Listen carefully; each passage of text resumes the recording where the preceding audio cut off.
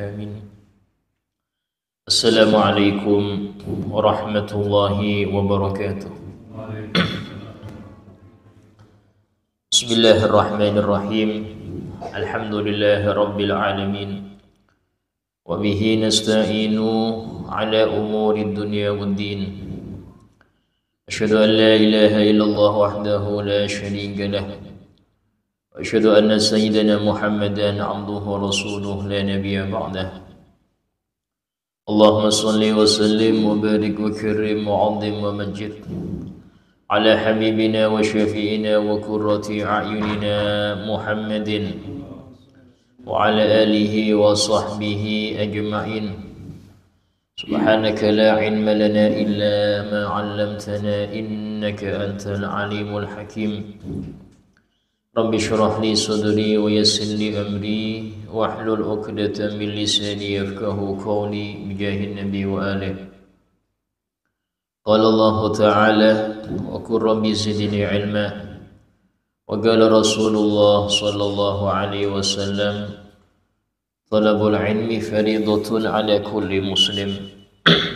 Alhamdulillah, segala puji bagi Allah Subhanahu wa taala yang telah menganugerahkan kepada kita iman dan Islam, sehingga dengan syariat yang mulia ini kita bisa tahu bahwasanya syariat yang sempurna di dalam mengurusin urusan akhirat dan urusan dunia itu hanyalah agama Islam. Sehingga kita perhatikan di agama-agama yang lain tidak banyak yang mengurusi hal-hal yang keseharian kita, ya. Sementara Islam mulai bangun tidur sampai tidur lagi kita ini diurus oleh syariat. Sampai-sampai seorang sahabat mengatakan, "Allamana Rasulullah sallallahu alaihi wasallam kulla syai'in hatta al-khira'ah." Rasul itu mengajari kami segala sesuatu. Segala hal itu diajari kita oleh Nabi Muhammad, hatta al-khira'ah. Sampai-sampai cara buang air pun Nabi ajari. Cara buang air Nabi ajari, yaitu masuk dengan kaki kiri, baca doa. Buang air itu nggak boleh ngadep kiblat, tidak boleh berdiri, buang air kecil, tidak berbicara, ya. Kemudian keluarnya itu dengan kaki kanan, ada doanya. Hal sepele. Sampai ngeludah pun itu Nabi ajari. Tidak boleh ngeludah di depan, tapi ngeludahnya sebelah kiri atau pas di bawah kaki. Kemudian bekas ludah itu hendaknya dihilangkan sehingga tidak sampai mengganggu orang yang melihatnya. Sampai seperti itu.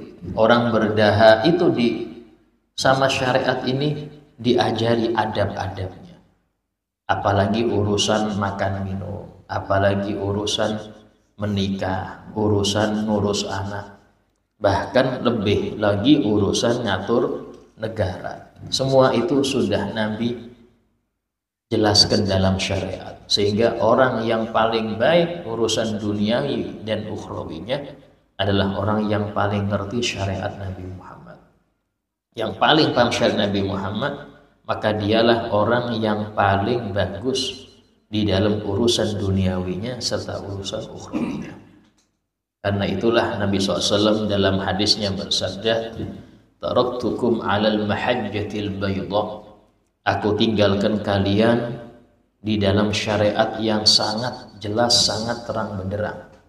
Sangat jelas, yang haram jelas, yang halal jelas, yang sunnah jelas, yang wajib jelas.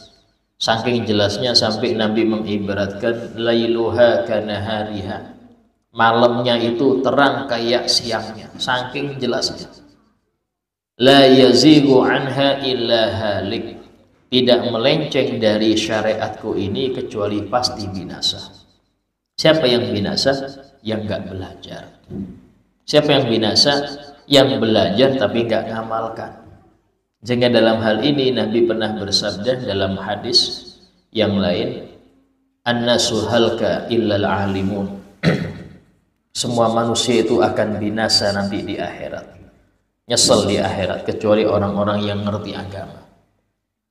Wal alimuna halka illal amilun, dan orang yang ngerti akan binasa juga kecuali yang mengamalkan apa yang dia ketahui dari ilmu agama. Wal amiluna halka illal mukhlisun, orang yang mengamalkan ilmu di akhirat masih bisa binasa, masih bisa celaka selama kecuali dia orang ikhlas. Tidak ada tujuan kecuali Allah Ta'ala, ikhlas dia. Wal mukhlisun ala khatarin azim, dan orang yang ikhlas itu masih di dalam kekhawatiran yang besar. Yang ikhlas masih mengkhawatirkan. Ini sudah alim, mengamalkan ilmunya, ikhlas dalam beramal, itu masih dalam kekhawatiran. Maka di sini kita harus tahu kita di level yang mana. Kalau masih kita merasa saya masuk kategori binasa ini, maka usahakan ku anfusakum wa ahlikum nar, selamatkanlah diri kalian dan keluarga kalian dari api neraka, dari kebinasaan itu. Alhamdulillah, masuk kita di dalam pembahasan pernikahan, itu masih di dalam syarat-syarat wali. Wa fil wali, disyaratkan di dalam wali nikah itu adalatun, adil. Adil itu siapa? Maka kita bahas seorang muslim, jelas ya, yang tidak melakukan dosa besar, ya, yang mana dosa dan sedikit dosa kecil serta amal taatnya lebih banyak daripada maksiatnya. Kemudian berarti kalau wali itu ahli maksiat tidak sah. Wali nikah kalau ahli maksiat nggak sah. Ini banyak orang nggak paham di sini. Ya. Kemudian yang kedua, hurriyah, merdeka. Kalau budak tidak sah. Zaman sekarang nggak ada perbudakan. Ya, nanti di akhir zaman akan terjadi banyak perbudakan di akhir zaman.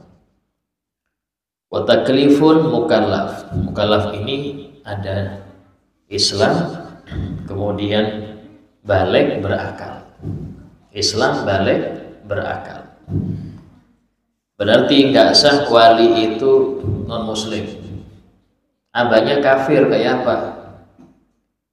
Anaknya mu'alaf, anak perempuannya mu'alaf, abahnya tetap dalam keadaan non-muslim. Atau semuanya muslim, tapi naudzubillah abahnya murtad.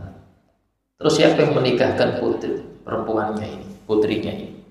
Nah, dikatakan di sini, wa tamqulu diddu kullin wilayatan lil abad. Kembalikan dari semua syarat itu, kembalinya maka pindah kewaliannya kepada wali yang setelahnya. Contoh, kalau abahnya fasik, kembali maka pindah kepada kakeknya. Atau walinya budak, abahnya seorang budak, maka yang mengakadkan kakeknya. Atau abahnya naudzubillah murtad non muslim, ya, maka kembalinya kepada wali amr, bukan ke KUA, bukan ke wali hakim, tapi ke wali yang setelahnya.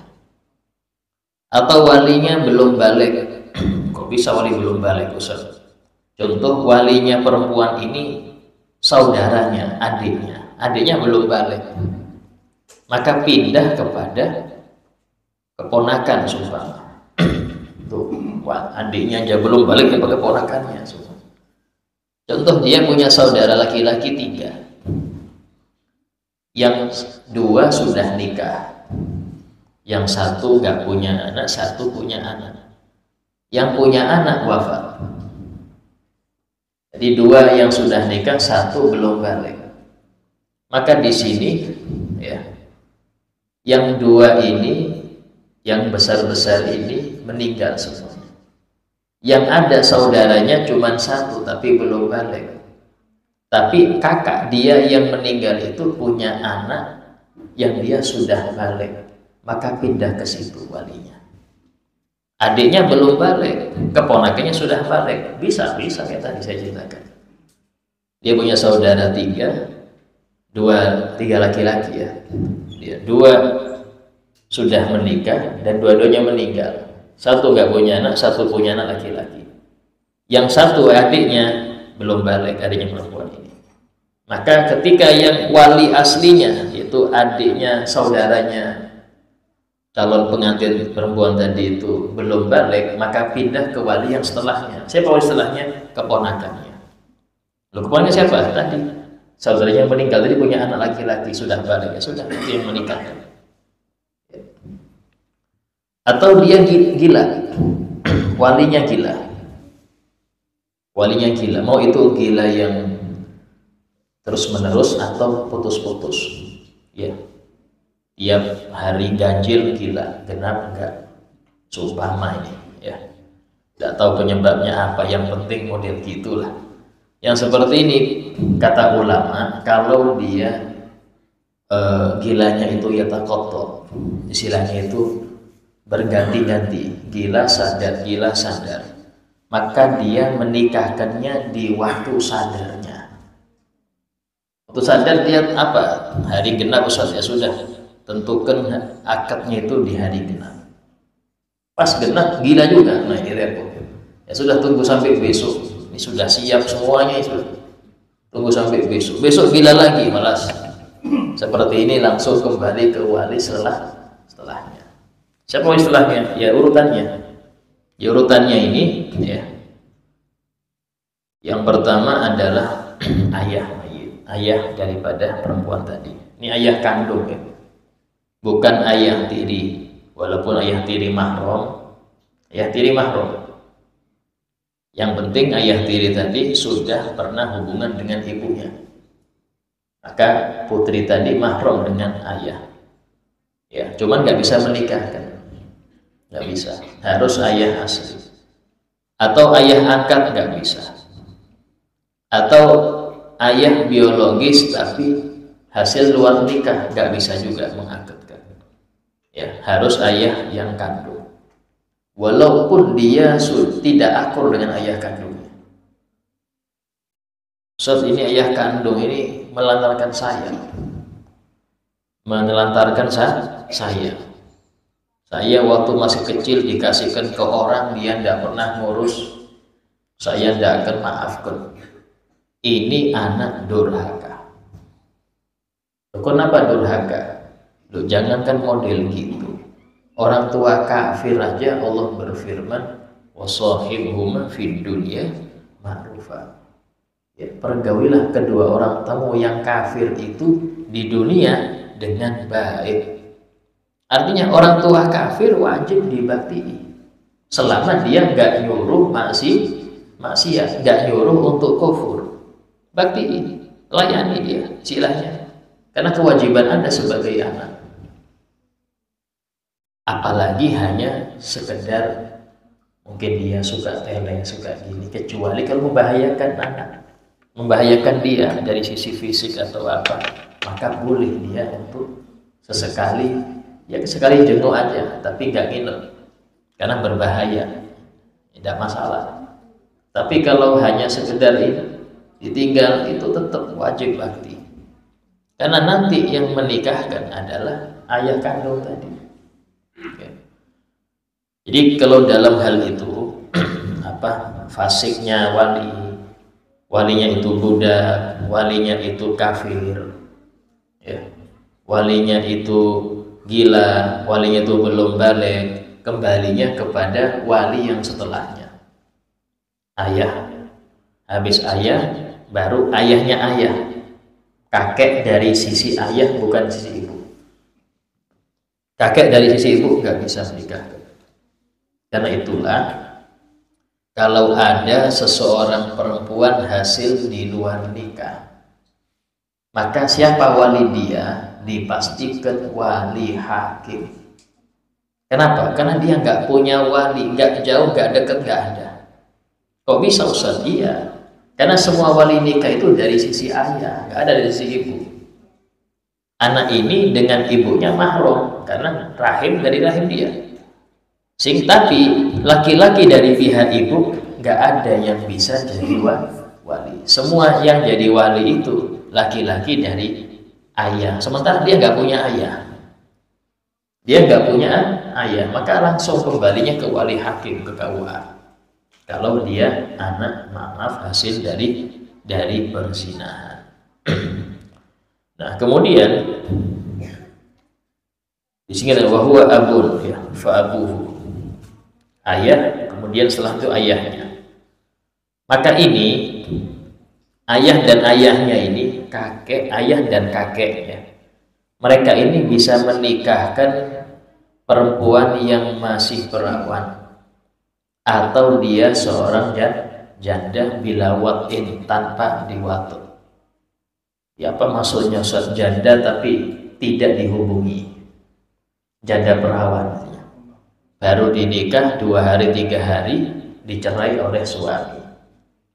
Nah, bigori idniha, tanpa seizinnya tidak apa-apa. Jadi cuma 2 orang yang boleh menikahkan perempuan tanpa izinnya. Siapa itu? Ayahnya dan kakeknya. Dengan syarat perempuan ini masih perawan. Syaratnya, kalau sudah janda tidak bisa. Dia sudah pernah menikah, sudah dihubungi enggak? Belum, berarti tetap perawan.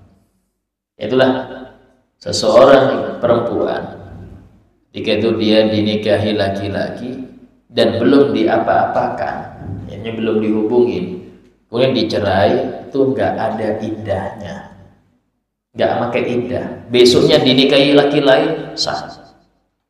Iddahnya belum, enggak perlu iddah karena belum dihubungi. Ya, itu di dalam hukumnya perempuan yang ketika menikah tidak diapa-apakan. Ada kesulitan? Ya ada. Bahkan Imam Syafi'i radhiyallahu anhu itu beliau ketika meneliti tentang haid, karena dalam Quran, dalam hadis itu tidak ada definisi haid secara detail, itu enggak ada. Artinya itu berapa lama haid itu, minimal berapa hari, maksimal berapa hari, itu enggak ada dalam Quran dan hadis. Imam Syafi'i ini penelitian sendiri. Jelas yang ditanyai para perempuan di zaman itu. Cuma beliau saking hati-hatinya enggak mau bertanya dengan perempuan kecuali dia dinikah dulu. Karena enggak mungkin nanya dia depan orang banyak. Tidak mungkin nanyai perempuan tentang urusan haid depan orang, nggak mau dia. Menyendiri haram, berduaan hukumnya haram. Itulah beliau nikahi hanya untuk biar halal berduaan. Masalah ini tanya, selesai, tolak tuh cerai. Besok cari lagi perempuan. Itu sampai banyak. Dari situlah beliau mengambil suatu hukum analisa tadi itu. Oh, minimal perempuan itu umur bisa haid 9 tahun. Itu dari beliau. Di hadis nggak ada penelitian. Paling cepatnya orang itu haid sehari semalam. Biasanya orang itu haid 6-7 hari. Maksimal 15 hari. Itu dari penelitian Imam Syafi'i. Beliau itu menanyai bukan cuma di kotanya, bahkan di beberapa kota. Nah, itu hasil itu bisa. Dan hukumnya sah-sah saja. Dan perempuan itu tetap perawan dia, walaupun istilahnya janda, tapi dia tetap perawan. Sehingga dalam hal ini tidak ada iddah ketika dicerai. Ya. Menikah hanya agar di dalam bisa untuk menggali lebih dekat, tidak apa-apa. Atau contoh biar gampang untuk masuk ke rumah seseorang. Ya, jadi biar saya itu bisa masuk ke rumah fulan, gampang saya berbincang-bincang dengan perempuan di situ. Caranya kayak apa ini? Saking hati-hatinya orang dulu ya. Orang sekarang nggak peduli gitu, Pak. Mama, orang sekarang wis yang penting nggak ada perasaan apa-apa, nggak bisa itu. Dalam fikih nggak ada perasaan, yang ada hukum bagaimana. Bahkan berduaan laki perempuan itu ngajari Quran aja haram. Kata Nabi, la yakhluwanna rajulun bi imra'atin walau an yu'allimahal Quran. Gak boleh seorang laki-laki menyendiri dengan seorang perempuan yang bukan mahramnya, walaupun laki-laki itu ngajari Quran. Atau sebaliknya, perempuan itu ngajari Quran ke laki-laki itu. Dua-duanya besar loh ya. Arti besar di sini dia sampai ke batas disukai lawan jenis. Artinya walaupun belum balik 10 tahun lah, itu sudah lawan jenis biasanya suka. Ini kalau berduaan saja laki perempuan, walaupun ngajari Quran haram sesuai nas hadis.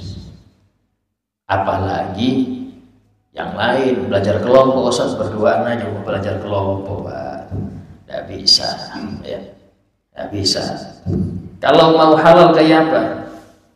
Tambahi perempuan 1 jadi 2. Kalau 2 perempuan 1 laki-laki tidak haram. Kalau perempuan 2 ya. Kayak saya ada ngajar di kelas di pondok itu, di kelas perempuannya 4, 1 pulang 1 sakit, tinggal 2, masih boleh saya ngajar. Tapi kalau cuma 1 itu kita harus cari temanmu siapa untuk nemenin engkau. Cari temanmu 2 orang 3 orang untuk nemenin engkau belajar, baru kita mau. Kalau enggak bisa sudah. Tidak boleh untuk dalam 1 ruangan hanya 2 orang, tidak bisa. Itu dalam hukumnya. Nah, dalam hal ini Imam Syafi'i berhati-hati sampai dengan menikahinya. Bahkan ada kalanya saya biar gampang ke rumah situ karena saya ada hajat di situ. Ada ibu-ibu sudah mungkin atas saya umurnya. Ya, biar saya leluasa masuk ke rumah itu untuk diskusi untuk apa? Kayak apa biar halal? Biar halal kayak apa? Caranya ya, mungkin dia punya cucu. Perempuan itu punya cucu. Umur mungkin masih 7 tahun, 8 tahun. Akhirnya ya sudah, tolong saya nikahkan dengan putri ini. Ambil saksi 2, mana walinya? Bisa saya nikahi, saya cerai dia. Ini mertuanya tetap mahram sama anak. Ya, ibunya mertuanya mahram sama kita. Jadi kita leluasa masuk situ. Tanpa harus kita menikahi ibu-ibu tadi. Cukup cucunya kita nikahi. Tapi saya tidak cerai, saya tolak tuh, bisa cerai enggak malas. Itu demi kehati-hatian. Ini kalau yang nggak berilmu nggak bisa. Kadang-kadang orang suudon, wah masa kai-kai nikahin anak kecil ini. Tujuannya ada. Tujuannya biar leluasa untuk masuk ke rumah situ. Dan ini bentuk kehati-hatian. Kadang kita ini saking akrabnya sampai nggak mahram kayak mahram. Saking akrabnya. Kadang-kadang ke rumah temennya itu, walaupun di situ ada istrinya, biasa aja dia, padahal haram, nggak boleh, karena sudah keseringan yang maksiat jadi biasa. Keseringan yang maksiat jadi biasa. Tapi orang yang ahli ilmu tetap ngerti ini bertulis dosa ini. Walaupun saya nggak ada getaran, tetap dosa ini. Jadi situlah mereka itu dengan cara nikah tadi bisa aman dari fitnah. Ya. Nah, kemudian boleh bagi ayah dan kakek dari perempuan untuk menikahkan tanpa izin, dengan syarat lakinya harus 1 kufu. Apa sekufu itu? Sekufu itu sederajat. Memang di mata syariat semua orang sama. Kata Nabi, la farqa baina arabiyyin wa ajamiyyin. Tidak ada pembeda antara Arab dan bukan Arab illa bittaqwa, kecuali dengan takwa. Istilahnya semuanya dengan patokan ketakwaan. Tapi dalam lapisan masyarakat tetap ada nih namanya, oh ini kalau dia sama ini nggak cocok. Kenapa nggak cocoknya? Karena perempuannya lebih tinggi.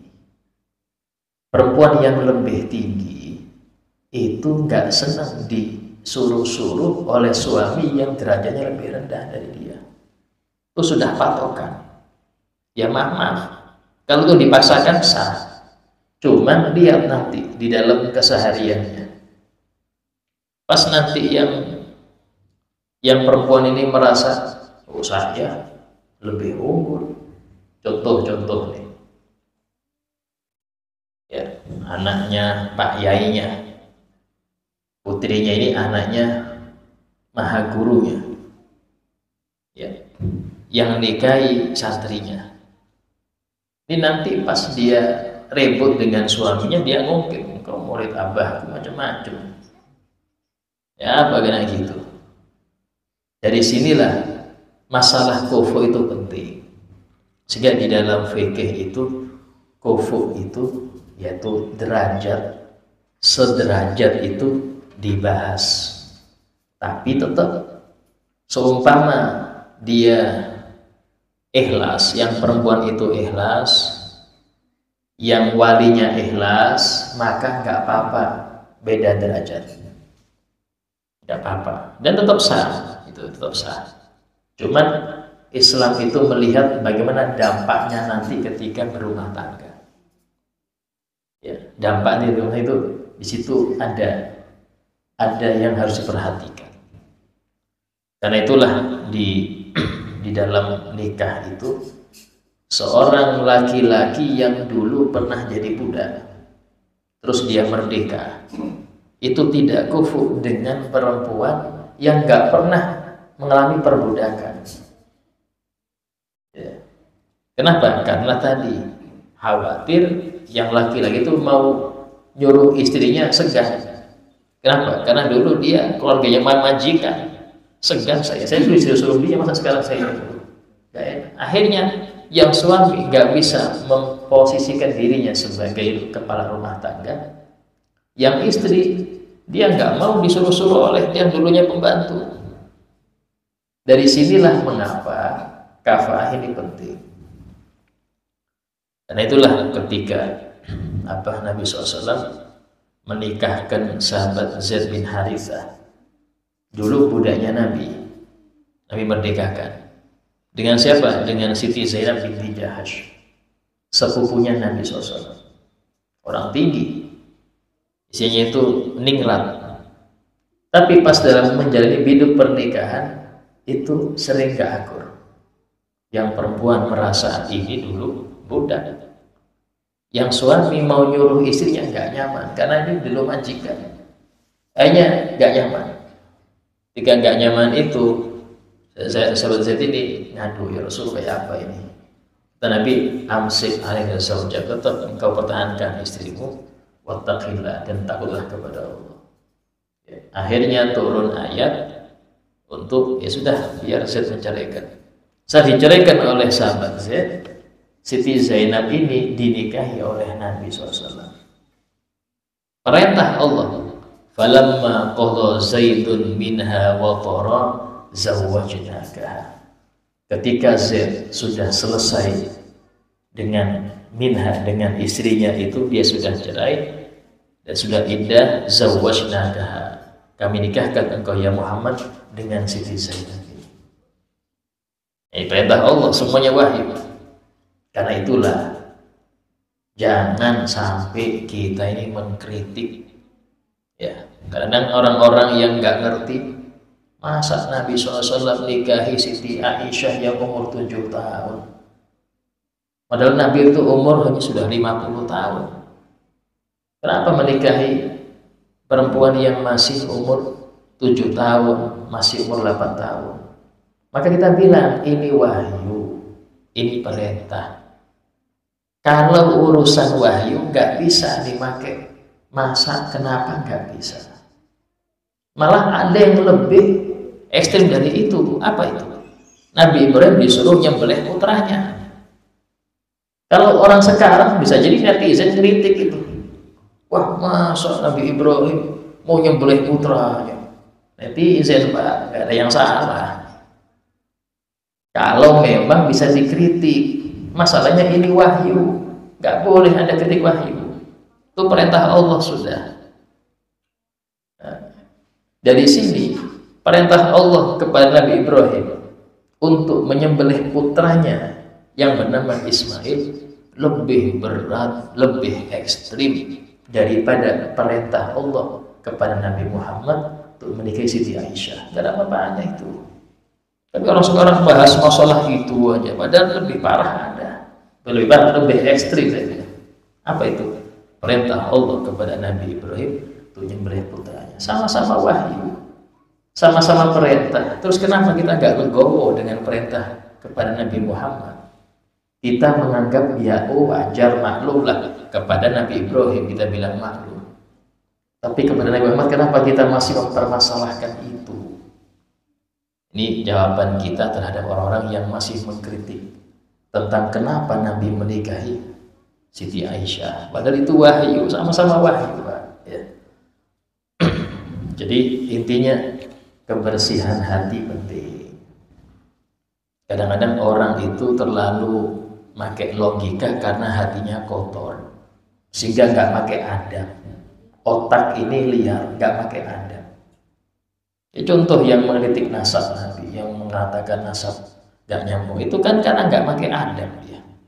Dia bilang yang ilmiah, nggak ilmiah. Itu namanya nggak beradab. Namanya beriman, nggak perlu logika. Iman itu nggak perlu logika. Kenapa? Hal yang gaib, bagaimana dilogikakan? Hal yang gaib nggak bisa dilogikakan, Pak. Kenapa? Hal gaib, tinggal sini aja. Yakin nggak? Nggak yakin ya sudah, silahkan neraka, selesai urusan. Karena ini urusannya Anda iman apa Anda, bukan logika-logikaan. Kalau semua masuk logika, maka dipastikan banyak orang ingkar keramat. Habis ingkar keramat, dipastikan dia ingkar mukjizat. Dipastikan. Kalau sudah ingkar mukjizat, dipastikan dia ingkar nabi. Kalau sudah ingkar nabi, ya kafir, selesai. Dan ini akan berlanjut. Ini akan berlanjut. Artinya apa? Kalau sudah urusan nasab ini Anda ragu dengan kenal nasabnya mereka, bisa jadi Anda ragu dengan Nabi nanti. Karena ini urusan iman, bukan urusan sini. Kita digiring oleh orang-orang yang sok pinter itu, harus ilmiah, harus logika. Padahal ini urusan sini, Pak. Nabi sudah bersabda, kullu nasabin yang qati' yaumal qiyamah. Semua nasab itu nanti akan putus di hari kiamat. Illa nasabi, kecuali nasabku gak putus. Ya sudah nasab. Tinggal ada iman apa enggak, selesai urusan. Gak perlu pakai sini. Iman apa enggak, itu aja urusan. Kenapa kok kita bingung urusan masalah iman? Nah, kemudian dikatakan di sini, ya, berarti kalau selain dua ini, selain ayah dan kakek, nggak boleh menikahkan kecuali dengan izin. Ya, saudaranya perempuan nggak boleh dia menikahkan saudarinya tanpa seizin. Tapi kalau ayahnya boleh. Ayahnya pas umroh nih, ketemu pemuda, masya Allah, pemuda bagus betul, pengen saya mana jadikan dia mantu. Langsung, nah, kamu belum punya istri belum? Sudah ada yang mau jadi istri belum? Ada. Mau dengan putriku? Bismillah, panggil dua saksi akad di Mekah. Putrinya lagi mondok di Indonesia. Lagi mondok di Indonesia. Pulang-pulang, nah ini cium tangan suami engkau. Terus kayak apa yang perempuan? Marhaba, ahlan wa sahlan. Yang ngomong ayahmu masalahnya.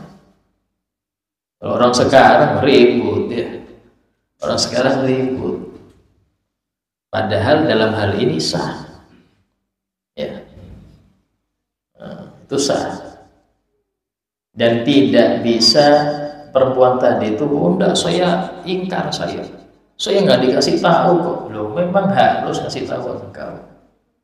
Karena ayah dan kakek punya hak prerogatif nikahkan putrinya atau cucunya tanpa seizinnya. Yang penting dengan laki-laki yang sekufu, yang sederajat, yang layak boleh. Tapi kalau nggak layak nggak boleh.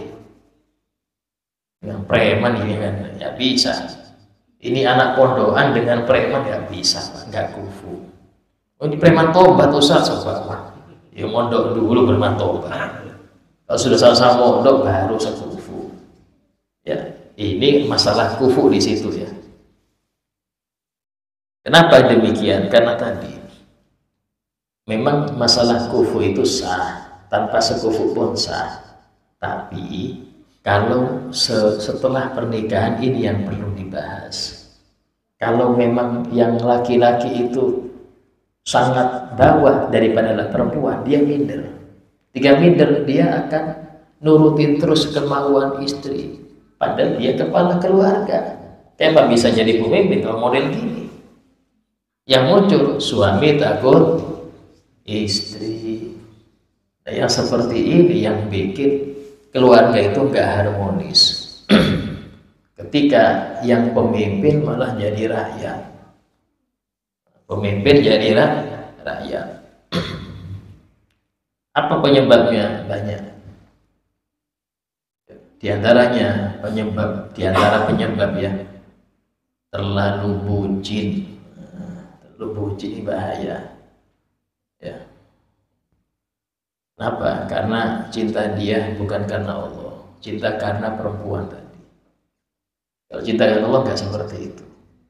Kalau cinta karena perempuan tadi, apapun yang dia ingin, saya taati. Bahkan mau negur dia keluar gak jilbaban, gak berani dia negur. Kenapa? Udah dibilang minta cerai, repot saya. Wis tidak apa-apa sudah. Anda dosa.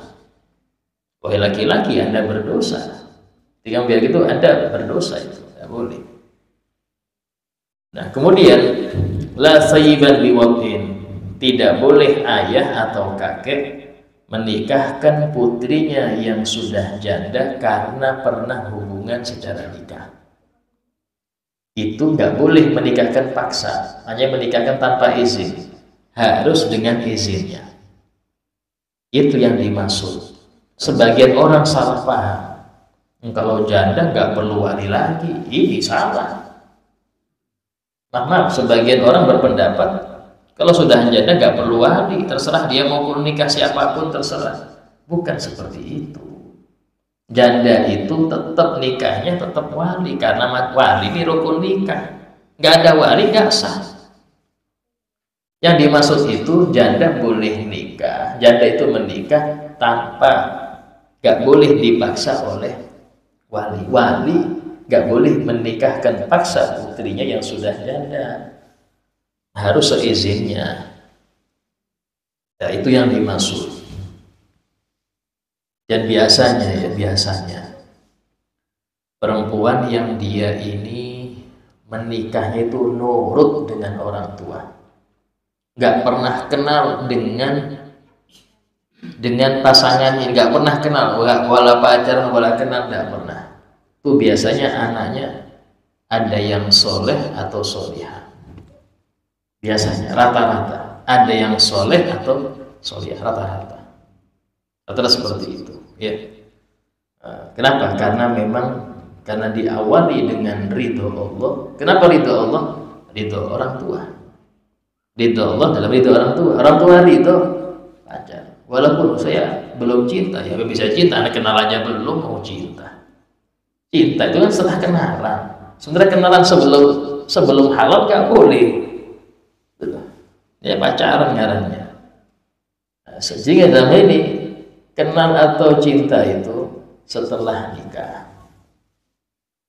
Ya, dan ingat orang tua itu mereka memiliki, kalau orang-orang itu punya indera keenam. Apa itu? Bisa tahu ini baik atau buruk ke depannya. Kalau orang tua yang betul-betul pengen anaknya ini jadi anak-anak yang makmur gini, pasti dia akan tahu ini kayaknya cocok dengan ini. Walaupun anak kita kayaknya nggak cocok saya, engkau nggak tahu.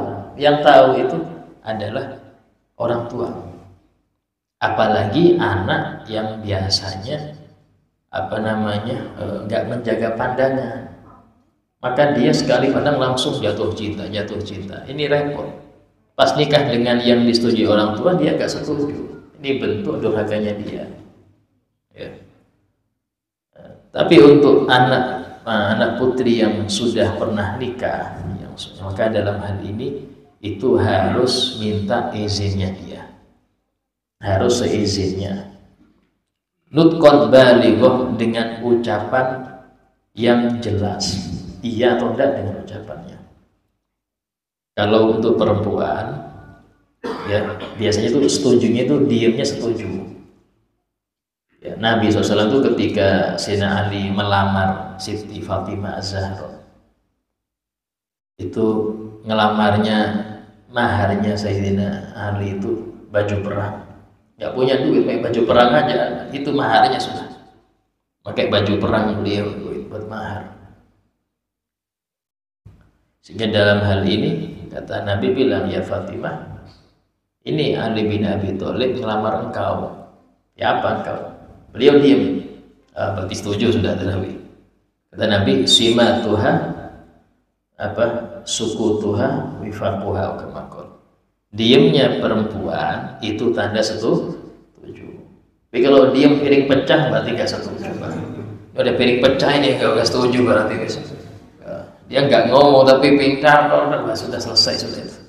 Maaf, ini mungkin isi orang dulu kita, gitu aja. Isi orang nggak jadi maksudnya.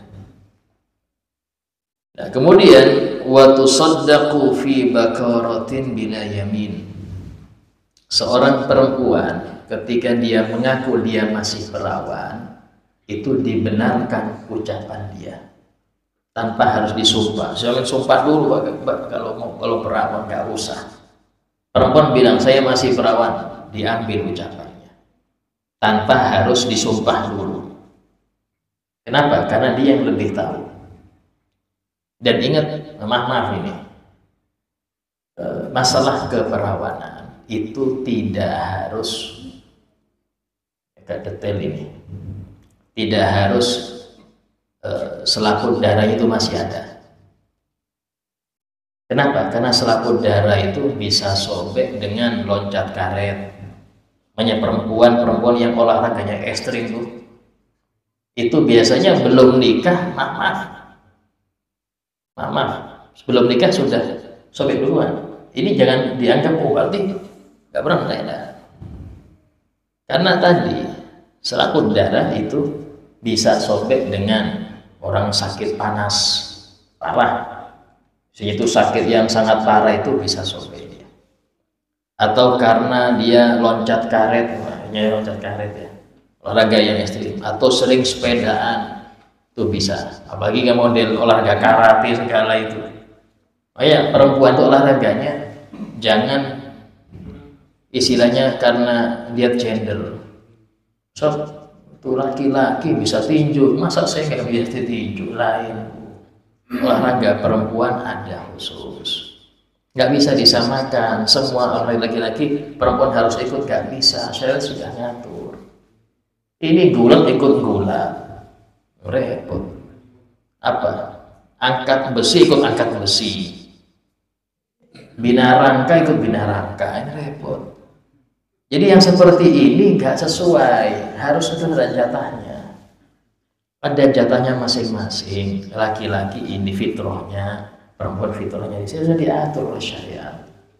Tapi yang bikin rusak ini tadi istilah gender, kesamaan, apa, hak emansipasi, hak emansipasi wanita harus sama. Ini repot. Ini gerakan-gerakan iblis model gini ditiupkan ke perempuan yang kurang agama. Ya, akhirnya ya tadi olahraga yang harusnya untuk laki-laki, perempuan juga ngamalkan. Akhirnya terjadi hal yang bikin rusak dalam syariat. Pakaian lah, terbuka aurat lah, macam-macam. Bersentuhan yang nggak seharusnya lah, macam-macam. Kenapa? Kan tadi nggak ikut syariat. Jadi dalam hal ini istilah bakaroh, perawan itu yang penting dia belum pernah berhubungan. Ya, dia belum pernah berhubungan, baik itu dengan nikah atau tanpa nikah. Kalau sudah dia berhubungan, ya, mau dengan nikah atau tanpa nikah berarti sayyib. Sayyib di sini berarti dia kategori janda. Sehingga dalam hal ini hukum janda dia dapat, bukan hukum perawan. Ya. Kemudian wa suyubatin qabla aqdin biyaminiha, dan dibenarkan seorang perempuan itu ketika mengatakan saya sudah janda. Sebelum akad dia bilang saya sudah janda. Itu dibenarkan dengan sumpah. Sumpah dulu ya. Kalau sampai janda sumpah dulu. Artinya apa? Dia sudah pernah hubungan. Sebelum akad dia bilang gitu. Kenapa? Agar orang tuanya nggak bisa menikahkan dia kecuali dengan izinnya. Dia bilang, oh saya sudah janda Pak. Ini repot juga model ini. Nah seperti ini berarti dia harus pakai sumpah dulu, disumpah. Beda dengan kalau dia ngaku perawan. Ngaku perawan tanpa disumpah. Ya. Ini ilmu nikah ini banyak betul pembahasannya. Saya bingung juga. Summa asobatuha, setelah ayah kakek baru asobah. Siapa asobah itu? Asobah itu laki-laki yang dapat warisan kalau perempuan itu wafat. Laki-laki yang dapat warisan kalau perempuan itu wafat. Selain ayah kakek, siapa itu? Saudara, ya saudara dia, atau keponakan dari anak laki-laki. Kalau kemudian dari anak perempuan gak dapat warisan. Nah, kemudian pamannya, paman ini saudara ayah urutannya. Ya, jadi saya urutkan nomor 1 ayah perempuan, baru kemudian kakek dari ayahnya ayah, kemudian saudaranya, anak saudaranya perempuan tadi, baik itu kakak atau adik hukumnya sama. Nggak ada yang mana lebih unggul, nggak ada. Oh ini saya kakak pertama, nggak ada. Karena saudara itu satu level semua, satu level. Terus siapa yang berhak menikahkan Ustaz? Yang diizinkan. Kalau perempuan itu hanya mengizinkan adiknya, kakaknya nggak diizini, nggak boleh kakaknya menikahkan. Yang boleh cuma adik, karena dia diizini. Jadi penting. Jadi yang diizini oleh perempuan tadi untuk menikahkan dia dari saudaranya itu yang berhak, yang lain nggak boleh. Ya. Kalau diizinkan semuanya, maka semuanya ada hak. Ada perempuan bilang kepada 3 saudaranya, siapapun dari kalian saya izinkan untuk menikahkan saya, ya, dengan laki yang sekiranya itu cocok jadi imam saya. Subhanallah, 3 ini pencar. Masing-masing ketemu laki-laki yang sesuai kriteria saudarinya. Dan masing-masing menikahkan di tempatnya itu. Yang di Jakarta nemu laki-laki hari Senin nikahkan. Yang di Semarang nemu laki-laki yang baik Senin juga nikahkan. Terus ini yang jadi yang mana Ustaz? Kalau 3-tiganya mengakadkan dengan laki-laki untuk saudarinya itu. Dilihat, jamnya dilihat. Jam, menit, detik dilihat. Harinya sama, tapi jamnya beda. Yang pertama yang sah, kedua 3 nggak sah. So, ini jamnya sama, menitnya sama, detiknya sama. Wah, ini repot lagi. Kata ulama, semuanya batal. Semuanya batal. Sehingga harus dipilih lagi siapa satu itu yang dapat. Itu kalau seumpama terjadi. Ya. Itu pengandai-andaian tuh banyak, fikih itu banyak pengandai-andaian, andaikan banyak. Kemudian wahwa akhun li abawain, jadi asoba di sini saudara kandung baru saudara saya. Saudara seibu nggak bisa menikahkan. Saudara seibu nggak bisa menikahkan, harus saudara kandung atau saya. Ya, baru kemudian anak-anak mereka, putra-putra mereka, putranya saudara kandung atau putranya saudara seayah, urutannya. Kalau nggak ada fa'amun, pamannya, paman di sini saudara ayah dulu. Kalau nggak ada saudara ayah, baru saudara kakek. Ya. Kalau nggak ada lagi Ustaz, kalau nggak ada lagi anak-anak mereka, berarti sepupu tapi anaknya paman. sepupu tapi anaknya paman. Ustadz, saya ini sepupunya fulana, tapi saya juga pengen menikahi fulana ini. Saya calon suaminya, saya juga walinya Ustadz. Wah, ribet lagi. Satu orang punya dua fungsi sebagai wali dan dia juga calon suaminya. Maka dalam fikih bilang, wakilkan salah satu. Wakilkan salah satu. Ya sudah, saya panggil Ustadz Fulan, saya bilang, saya wakilkan Anda untuk menjadi wali dari sepupu saya. Siapa yang nikah? Saya yang nikah. Dia harus mewakilkan untuk jadi wali dan dia jadi suami. Itu sah. Atau kebalikannya, dia yang jadi walinya, ustadz itu jadi wakil untuk suami. Boleh, ya boleh. Asal jawabnya jangan bilang saya terima untuk saya, repot lagi. Jadi dapat ustadznya yang dapat nikah. Ya. Ini penting dalam ucapan, dalam konteks itu seperti itu. Kemudian thumma mu'tikun fa'asabatuh. Insyaallah kita bahas masih pembahasan wali ya. Siapa setelah mereka itu, setelah Pak sepupu itu siapa lagi, kan kita bahas yang akan datang. Sebagai pada majelis ada yang bertanya, silahkan tanyakan.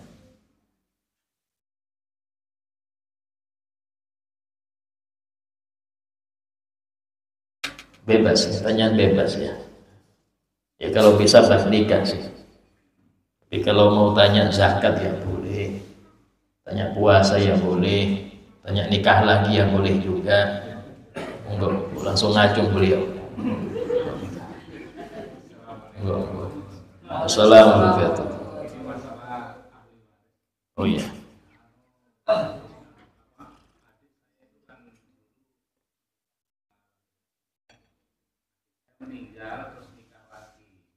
Yang laki ini menikah lagi. Mana ini anak punya anak 3, itu dapat waris juga apa? Jadi mas yang meninggal ini adik sampean. Sekarang 3 anak itu.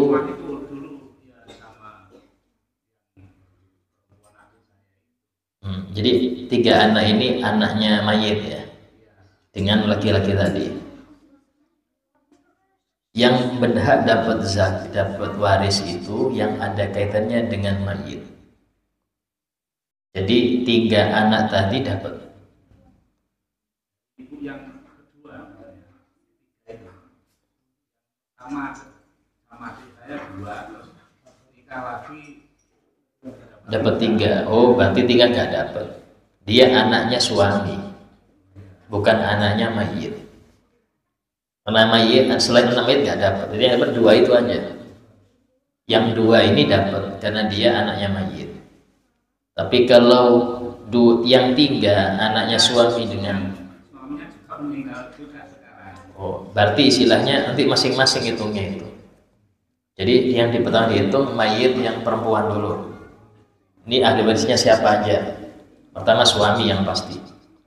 Ya suami ahli waris. 2 anak ya. Apa putra putri ini? Putra putri. Orang tuanya masih ada. Waktu dua-duanya nggak ada.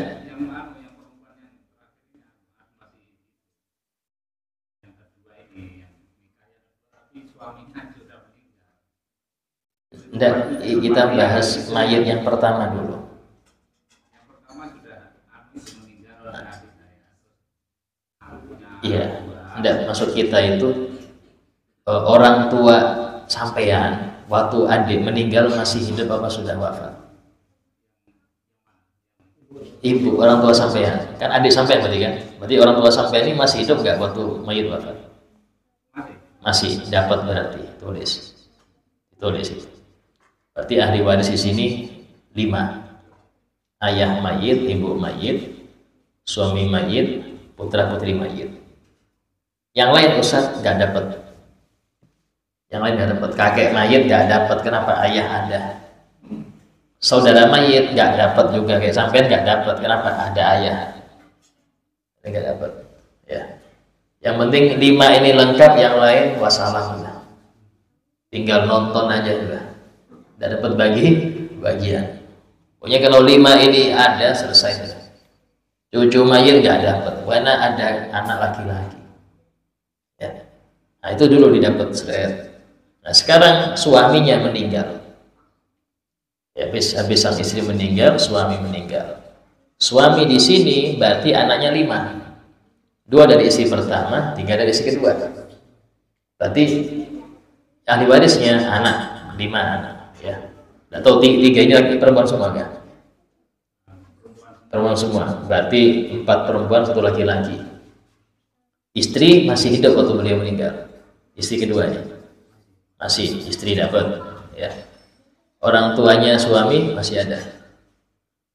Kalau tanah rumah itu yang bikinkan bapak saya gimana? Oh itu lain lagi nanti. Soalnya itu yang bikinkan bapak saya dulu. Nah masalah membikinkan itu nanti dilihat akadnya. Bapak rumah dia dibangun. Dia tinggal menempati. Itu hibah apa pinjaman? Nah, kalau hibah selesai sudah. Tidak bisa dihitung lagi. Hibah sudah. Jadi bedanya hibah dengan wasiat. Hibah itu diberikan waktu hidup. Kemudian dia sehat, segar, bugar. Itu hibah. Kalau wasiat itu pemberian yang dikaitkan dengan kematian. Jadi kalau saya wafat, nah itu kalau saya wafat itu rumah engkau ambil. Nah itu wasiat ngarannya. Wasiat ini nggak boleh lebih dari 1/3 harta mayit, dan nggak boleh wasiat kepada ahli waris. Nggak boleh. Wasiat kepada menantu sah, karena menantu nggak ahli waris. Ya. Hibah bebas, hibah ke anak, ke siapapun bebas selama masih hidup dan belum sakit parah. Itu. Jadi ini harus dipretelin bahasnya. Kalau langsung di blue ini agak repot. Harus di satu-satu baru ketemu nanti. Yang lain? Iya. Waalaikumsalam.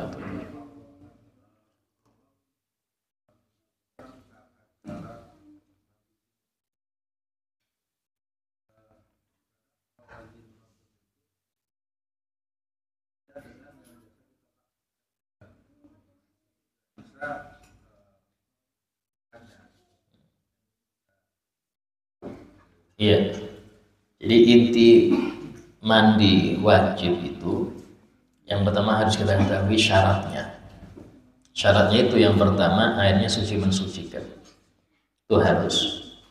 Yang kedua tidak ada di badan, seluruh badan sesuatu yang mencegah masuknya air. Ya, stiker apa, cat, ya, bahkan semir yang ada bendanya, bukan cuma warna. Sekarang ada kan semir itu bukan cuma warna tapi bendanya nempel di rambut, itu nggak sah. Mandi wajib nggak sah, itu harus dilepas. Itu semirnya harus dirontokkan dulu. Beda kalau cuma warna. Kalau cuma warna nggak apa-apa, tapi kalau ada bendanya, kayak contoh apa namanya itu yang untuk kuku itu ya, nah itu pitek namanya, kutek, itu harus dihilangkan. Itu beda kalau cuma warnanya aja, warna nggak masalah, tapi kalau ada bendanya wajib dihilangkan ya. Terus yang ketiga harus membersihkan najis dari badan menurut Imam Rafi. Imam Nawawi nggak perlu. Kemudian rukunnya 2. Apa itu? Berniat ketika membasuh.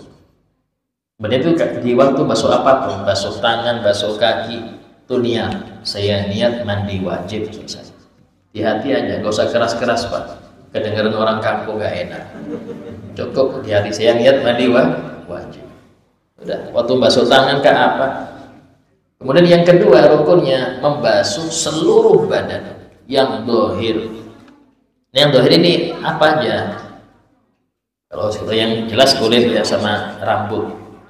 Kemudian telinga bagian dohir harus kena. lipatan jalan belakang. Karena itulah biasanya harus cebok walaupun Anda nggak buang air besar. Harus cebok karena dia terlipat. Kalau Anda mandi biasa nggak masuk air itu. Nggak masuk ke ke pantat, nggak masuk. Harus Anda cebok biar jelas. Untuk perempuan ya, termasuk yang bagian dohir itu yang ketika jalan depan, kalau dia jongkok kelihatan, itu dohir, wajib kebasuh.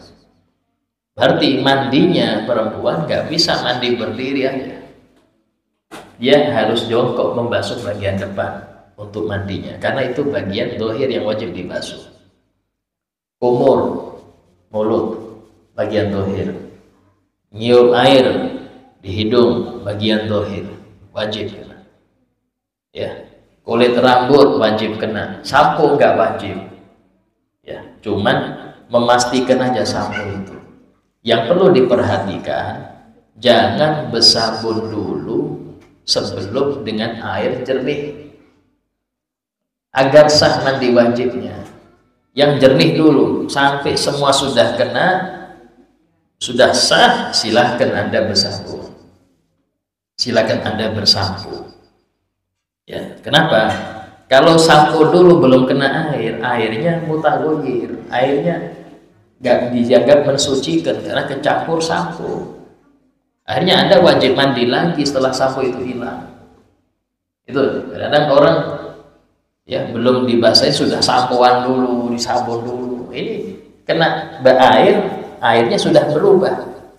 Sehingga nggak bisa menghilangkan hadas, wajib ngulang lagi setelah bersih. Ya, nah, itu diantara yang wajib di situ. Ya.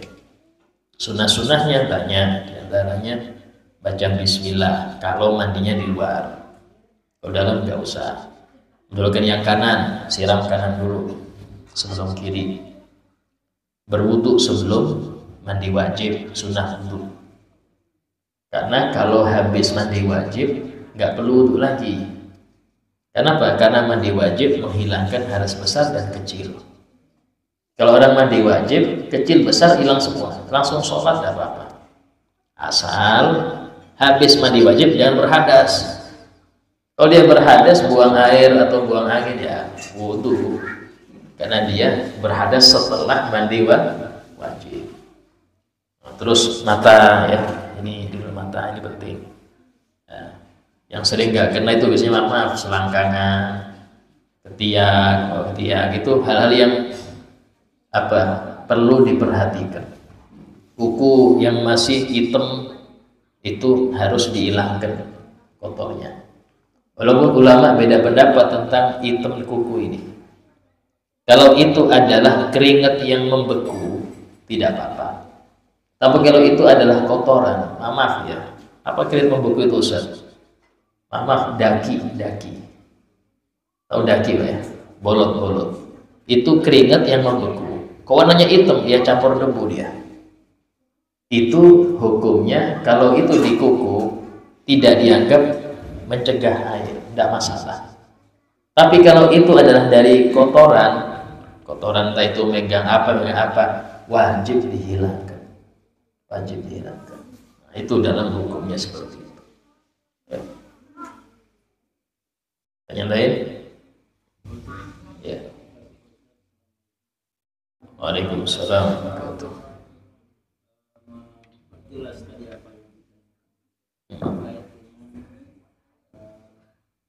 niat. Jadi niat itu apakah sebelum mandi tadi sudah berniat, apakah harus membersihkan diri kotoran badan dibersihkan semua itu apakah setelah berniat kemudian habis itu membasahi semua badan? Ya. Oke. Jadi yang perlu diperhatikan, wudhu itu sunnah sebelum mandi. Artinya sebelum Anda berniat untuk mandi wajib, disunahkan, nggak wajib ya, disunahkan wudu. Habis itu baru ada mandi wajib. Mandi wajib ini di bagian mana pertama kali itu bebas. Bahkan kata ulama, barang siapa yang dia malas mandi malam, malas mandi malam, dingin betul Ustaz, musim hujan lagi, tapi kalau tidur makruh junub, tidur makan minum makruh dalam keadaan junub. Nah biar nggak makruh, Anda niat mandi wajib yang dibasuh cuma kaki. Saya niat mandi wajib, mandi kaki aja dibasuh, lanjutnya besok subuh lanjutannya. Ini cuma mukadimah aja basuh kaki. Jadi niat itu basuh manapun, yang penting berniat. Tapi tadi ketika Anda basuh kaki, ya Anda nggak niat, tapi pas basuh tangan Anda niat, maka kaki belum terbasuh. Yang sudah hilang hadasnya cuma tangan aja. Paham di sini? Jadi basuhan sebelum niat tidak dianggap mandi. Ya, kayak tadi tuh basuh dulu baru niat, ya nggak dianggap, itu wajib ulang lagi. Jadi biar nyaman, Anda basuhan pertama niatkan mandi wajib, sehingga yang selanjutnya itu masuk mandi walaupun berulang-ulang nggak apa-apa. Ya. Dan kemudian harus diketahui, harus pakai air suci mensucikan. Air kecampur sabun nggak sah dipakai mandi wajib. Ya, berarti apa? Harus air suci dulu, seluruh badan yakin sudah, nah baru ada sabunan, sampoan, silakan. Itu. Bahkan bedak yang masih ada, lipstik yang masih ada wajib dihilangkan dulu sebelum mandi wajib, karena dia bisa merubah air. Artinya airnya nggak mensucikan lagi kalau kena bedak. Enggak, kalau sudah hilang ngulang lagi aja. Alhamdulillah, semoga apa yang kita bahas bermanfaat untuk kita dan menjadikan kita lebih mengetahui syariat Nabi Muhammad SAW dan lebih mengetahui daripada rahasia-rahasia syariat Nabi Muhammad SAW. Ala hadi niyyah kulli niyatin salihah wa ala ma nubi salafana salih. Al-Fatihah. إياك نعبد وإياك نستعين صراط الذين أنعمت عليهم غير المغضوب عليهم ولا الضالين آمين. بسم الله الرحمن الرحيم. الحمد لله رب العالمين. اللهم صل وسلم على سيدنا محمد وعلى آله وصحبه أجمعين. ربنا انفعنا بما علمتنا، رب علمنا الذي ينفعنا، رب فقهنا وفقه أهلنا وقراباتنا في ديننا، ربي وفقنا وفقهم لما ترتضي قولا وفعلا كرما، وارزق الكل حلالا دائما، وأخيل أدقياء لما نهضى بالخير نفى كل شر. ربنا واصلح لنا كل شؤون، وقر بالرضا منك العيون، وقض عنا ربنا كل الديون قبل أن تأتينا رسل المنون. ربنا آتنا في الدنيا حسنة وفي الآخرة حسنة وقنا عذاب النار. وصلى الله على سيدنا محمد وعلى آله وصحبه وسلم، والحمد لله رب العالمين. السلام عليكم ورحمة الله وبركاته.